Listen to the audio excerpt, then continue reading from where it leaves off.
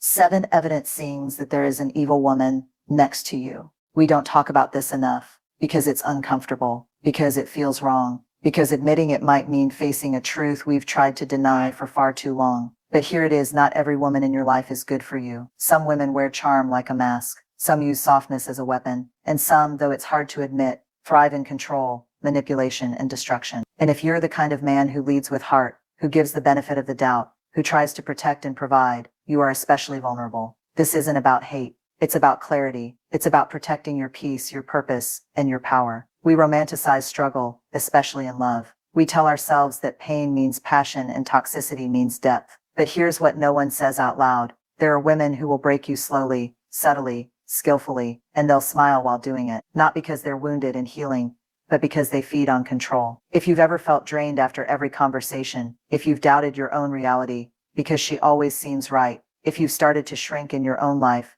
just to keep her from exploding, then this is for you. The truth is hard, but denial is a slow death. So today we speak the truth. Let's talk about the 7 evident signs that the woman beside you may not be who she claims to be. These aren't red flags, they're fire alarms. These are the patterns, the behaviors, the signs that whisper or scream. This isn't love, it's destruction. You deserve better than to be controlled by charm, gaslighted by beauty, or silenced by manipulation. Let's begin. She makes you doubt your own reality. It doesn't start with a big betrayal. It starts with little things, almost invisible. You remember what she said yesterday. The words stung. The tone cut deep. But when you bring it up, calmly, vulnerably, she laughs. Or worse, she tilts her head, narrows her eyes, and says something like, "I never said that. Why would I say that? You're being dramatic." And for a second, you pause. Maybe you are being dramatic. Maybe you did hear it wrong. Maybe you just misunderstood. And just like that, doubt creeps in. That's how it begins. Over time, you start second-guessing everything. Conversations, emotions, memories. You begin rehearsing before you speak, editing your words in real time to avoid the minefield of her reactions. You walk on eggshells not because she's fragile, but because she punishes your truth. You feel like you're losing your mind, but you're not. You're being conditioned, because the moment someone can get you to question your memory, they can get you to question your identity. And when your reality feels shaky, you need someone to anchor you. That's when she offers you a version of truth, her version, where you're too emotional, too needy, too sensitive, too much. And she's just being honest. What she's doing isn't love. It's called gaslighting, and it's one of the most destructive emotional abuses, because you can't always see it. You can only feel it, like a slow, suffocating erosion of your inner compass. You start apologizing for things you never did. You begin hiding your feelings, because she'll just say, "I'm overreacting again." You find yourself saying, "Maybe it really is my fault," even when your gut is screaming the opposite. But listen, your gut is not lying. Your memory is not broken. Your heart is not wrong for feeling hurt. The truth is, if you can no longer trust your own thoughts around someone, that's not a safe space. That's a psychological battlefield.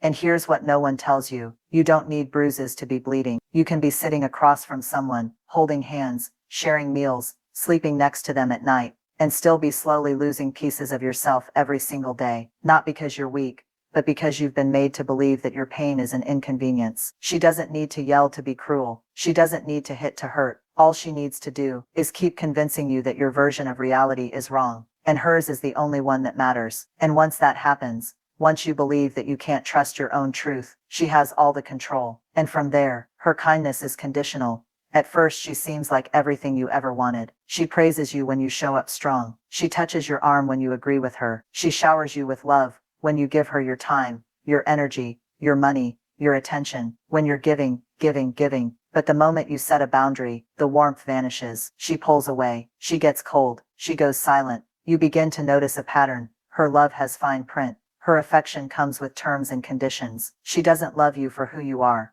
She loves you for what you do for her. And when you don't do what she wants, she doesn't argue. She doesn't ask. She punishes. She withholds. She pouts. She disappears emotionally, not in a way that's obvious to everyone else. She saves that performance just for you. And it works, because you want the version of her that smiles at you like you're the only man in the world. You want the version that holds your hand and whispers, "I'm proud of you." You want that softness back. The one she gave you at the beginning, the one you believed was real. So you try harder, you give more, you sacrifice just a little more of yourself. You say yes when you really mean no. You show up for her even when you're running on empty, just to earn back that little piece of her approval. That's the hook. She makes you believe that love is something you have to win, that kindness is something you have to earn, that affection is a reward for obedience. And the damage that does to your soul, it's quiet, it's invisible, but it's devastating. Because when someone teaches you that your worth is tied to their mood, you become addicted to pleasing them, not because it feels good, but because being ignored feels unbearable. You start living for her approval. And that's not love. That's control through kindness. That's manipulation wrapped in romance. Real love doesn't vanish when you need space. It doesn't disappear when you disagree. It doesn't punish you for saying, "I'm not okay." Love stays when it's inconvenient. It holds space when you're not performing. It doesn't make you beg for basic care. But her kindness, it's currency. And the moment you stop paying, with attention, submission, silence, or sacrifice, she stops giving. So now you're left wondering, was she ever kind, or was she just investing in your obedience, waiting for the return? And here's the truth. No one wants to say out loud. Some people treat love like a transaction. And if the profit dries up, so does the tenderness. And once you realize that her kindness isn't a reflection of her love, but a strategy to keep you in check, she competes with your purpose. She says she supports you. She says she wants you to succeed, to grow, to lead. And maybe, in the early days, she did. Or maybe she just said the right words while watching closely, not your rise, but how it might affect her place in your world. Because here's what starts to happen, slowly but undeniably. Every time you chase your calling, she feels abandoned. Every time you focus on building, she feels neglected. Every time you win, she finds a way to make you feel guilty for it. It doesn't make sense at first. You think, wouldn't someone who loves me be proud? But she's not proud. She's threatened. Because deep down, she doesn't want to share your life. She wants to own it. And if your purpose grows too big, if your mission pulls too much of your focus, she starts to feel less important. So she begins to sabotage, subtly. She won't say, "Don't chase your dreams." She'll say, "You're always working. I miss how it used to be." She won't say, "Don't go to that meeting." She'll say, "You don't have time for me anymore." And suddenly you're torn between guilt and growth. You find yourself shrinking your ambition just to make her feel secure. You begin dimming your light, so she doesn't feel like she's standing in your shadow. You delay your dreams, not because they changed, but because you're tired of being made to feel selfish for having them. But here's the truth. The right woman will never make you choose between love and purpose. She'll walk beside you, not in front of you, not behind you, but with you. She'll see your mission not as a rival, but as a part of who you are. She'll stand behind your vision when you're doubting it. She'll speak life into it when the world tries to tear it down. But an evil woman, one who thrives on control, won't allow that. Because your independence threatens her power. Your growth reminds her she can't trap you. Your clarity exposes her manipulation. So she competes with your calling, with your focus, with your future. And when you do give in, when you choose peace over progress, comfort over calling, she's temporarily satisfied. But you begin to decay from the inside out. Because nothing haunts a man more than the quiet, knowing that he betrayed himself just to make someone else feel better. And she'll smile when you break that promise to yourself. Because now, she knows you'll bend. Now she knows you'll choose her over you. Now she knows she wins. And if love has to compete with your purpose to survive, she is never accountable. It's always your fault. You bring up something that hurt you, a moment, a comment, a tone, and instead of meeting you with reflection, she meets you with a mirror. Suddenly the conversation isn't about your pain, it's about hers. It starts with phrases like, "You're so sensitive. Why are you always picking fights? You think you're perfect, huh? You don't understand how hard I have it." And just like that, the focus shifts. Now you're the problem. You're the aggressor. You're the one who made her act that way. She'll twist the narrative so tightly, so skillfully, that by the end of it you're apologizing for bleeding. You're the one asking for forgiveness, not for what you did, but for having the courage to speak up. And here's the brutal truth. She doesn't want resolution. She wants control. Because accountability means humility. It means slowing down and saying, "I hurt you. That matters to me." And someone who thrives on power doesn't want to admit they caused harm, because harm gives you leverage. It makes you the one who deserves healing. It makes you the one with the upper hand. And she can't stand that. So she spins it. Everything becomes a reaction to something you did. She lies? Well, it's because you would have gotten mad. She insults you because you were being distant. She disappears for days because you didn't care enough. Every bruise she leaves on your heart, she blames your heartbeat for. And the more you stay, the more you start believing it. You start saying, "Maybe I did overreact. Maybe I am hard to love. Maybe she's right. I don't handle things well." But here's the painful truth you need to remember. Love without accountability isn't love. It's emotional slavery. If someone can hurt you, and then make you feel bad for it, That's not partnership. That's manipulation. Healthy love owns its impact. It says that wasn't my intention, but I see how I made you feel, and I'm sorry. But an evil woman refuses to look in the mirror, unless it reflects a perfect image. So instead, she turns every mirror into a window, and points the finger at you. She's never wrong. She's never at fault. She's never the one who needs to change. And you're the one slowly unraveling, carrying the weight of two people's guilt, while she walks free, unbothered, and unchanged. And one day, if you stay long enough, you'll wake up numb to your own pain, because you were never allowed to feel it in the first place. And if every conversation ends with you being the villain in her story, she is obsessed with control, not connection. There's a difference between love and possession. Real love feels like freedom, like two people choosing each other over and over without force. But when you're next to a woman obsessed with control, it doesn't feel like being loved. It feels like being managed. At first it looks like care. Text me when you get there. Who are you going out with? I just worry about you. It sounds sweet. It sounds thoughtful. But over time you realize, it's not love talking. It's fear. It's control disguised as concern. She doesn't want to know you. She wants to monitor you. She doesn't want to understand your mind. She wants to own it. She doesn't want partnership. She wants possession. So she keeps tabs on everything. Who you talked to, how long you were gone, why you didn't respond fast enough, what that emoji really meant. You're not having conversations anymore. You're giving status reports. And God forbid you try to create space. If you want an hour to yourself, you're pulling away. If you need silence, you're hiding something. If you don't answer quick enough, you're being shady. Everything becomes a game of control. And if she feels like she's losing, she punishes, with silence, with jealousy, with accusations. She might even create chaos, pick a fight, disappear for a day, flirt with someone else, just to remind you who's in charge of your emotional state. Because control isn't just about knowing where you are. It's about keeping you emotionally on a leash. You're never fully relaxed. You're never fully you. You're constantly adjusting, performing, over-explaining just to keep her calm,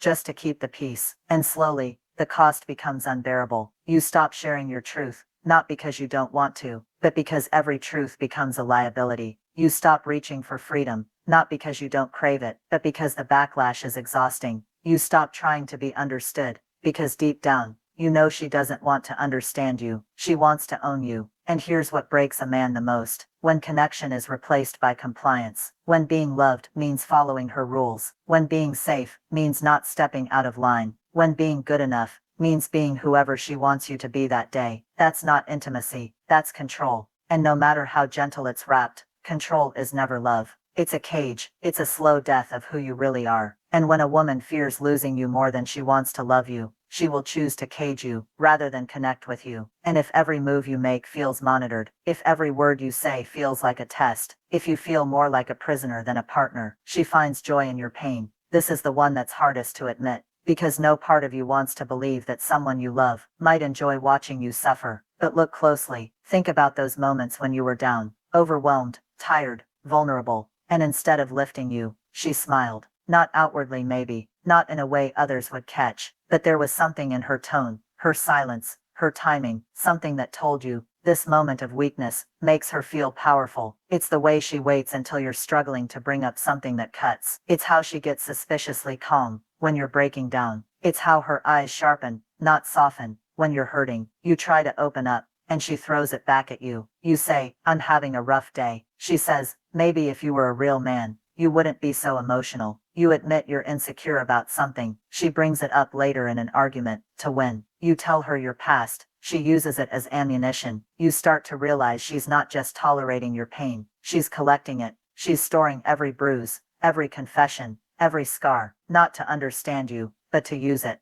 to control, to dominate, to watch you flinch when she throws it back in your face. And here's the devastating part. It's not always loud. Sometimes it's just a look, a smirk, a delay in comfort, a shrug when you're begging to be heard. And that's when it hits you. She doesn't want to heal you. She wants to watch you bleed. Because every time you hurt, she feels stronger. Every time you break, she feels less broken. Every time you fall apart, she reminds herself, I'm still in control. That is not love. That is cruelty. And cruelty doesn't always look like rage. Sometimes it looks like calm indifference in the middle of your storm. Sometimes it's watching you cry and feeling absolutely nothing. Sometimes it's smiling when you hurt, because your pain proves her power. And here's the dangerous part. If you stay long enough, You stop expecting comfort. You stop hoping she'll understand. You stop asking to be seen. Because every time you do, she makes you regret it. So you go silent, you toughen up, you put the armor on and call it strength. But deep down, it's just survival. Because a man who is not safe to be soft is a man who is slowly dying inside. And when the person next to you not only allows your suffering, but feeds on it. Conclusion: you weren't broken. She just benefited from your wounds. You keep asking yourself, how did I end up here? How did someone like her get this close to me? Was it me? Did I let this happen? And the truth: no, you weren't weak. No, you weren't blind. You were wounded. You were open. You were hoping for connection, for peace, for love. And she saw that. Not to love you, not to nurture you, but to manipulate the very parts of you hadn't healed yet. You weren't her partner. You were her opportunity. Because a woman who feeds on control, who thrives on pain, who needs to break you to feel whole. She doesn't want a man who knows his worth. She wants a man who doubts it. A man she can shape, silence, and slowly destroy. With a smile on her face, she will never admit the harm. She'll rewrite the story to make herself the victim, the misunderstood one, the woman who tried everything, when in truth, she tried everything, except honesty, compassion, and accountability. And you became quieter, smaller, more isolated. You stopped trusting your gut, because every time it screamed, she whispered louder. But here's the awakening. You didn't lose her. You found yourself. Every time you stood back up, after being torn down, every moment you said this doesn't feel like love, every time you stared at your reflection, and didn't recognize who you were becoming, that was your soul trying to save you. And now you have to choose, not between her and someone else, but between the lie that says this is the best you'll ever get, and the truth that says you were made for more. More peace, more freedom, more truth, more love. The real kind. The kind that sees you, hears you, honors you. So if any part of this message hit a nerve, good. That's not pain. That's clarity. That's your spirit waking up from the trance of manipulation. Don't ignore it. Because the most dangerous place a man can be is next to someone who convinces him that love is pain, obedience is respect, and silence is strength. You deserve more, not just because you're hurting, but because your healing is no longer something to postpone. It's time to walk away from what was never real and return to the parts of yourself she tried to kill. The man who knows who he is, the man who knows what he's worth, the man who finally says, no more. And when you say that, you're not just walking away from her, you're walking back home to yourself.